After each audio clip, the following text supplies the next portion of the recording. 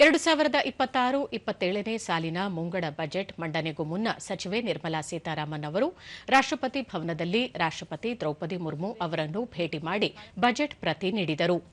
ಈ ಸಂದರ್ಭದಲ್ಲಿ ರಾಷ್ಟ್ರಪತಿ ಅವರು ನಿರ್ಮಲಾ ಸೀತಾರಾಮನ್ ಅವರಿಗೆ ಸಿಹಿ ತಿನಿಸಿ ಶುಭ ಕೋರಿದರು. ಈ ವೇಳೆ ರಾಷ್ಟ್ರಪತಿ ದ್ರೌಪದಿ ಮುರ್ಮು ಹಣಕಾಸು ಸಚಿವರು ಹಾಗೂ ಹಿರಿಯ ಅಧಿಕಾರಿಗಳೊಂದಿಗೆ ಸಮಾಲೋಚನೆ ನಡೆಸಿದರು. ಈ ವೇಳೆ ಹಣಕಾಸು ಖಾತೆ ರಾಜ್ಯ ಸಚಿವ ಪಂಕಜ್ ಚೌಧರಿ ಉಪಸ್ಥಿತರಿದ್ದರು. ಬಳಿಕ 2026-27ನೇ ಸಾಲಿನ ಬಜೆಟ್ಗೆ ಪ್ರಧಾನಿ ನರೇಂದ್ರ ಮೋದಿ ನೇತೃತ್ವದ ಸಚಿವ ಸಂಪುಟ ಒಪ್ಪಿಗೆ ನೀಡಿತು.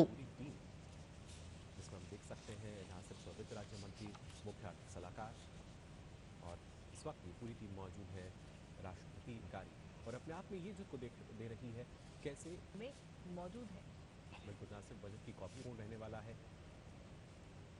ऋषि भट्टाचार्य जी आप बता रहे थे किस तरीके से जो हमारा एआई सेक्टर है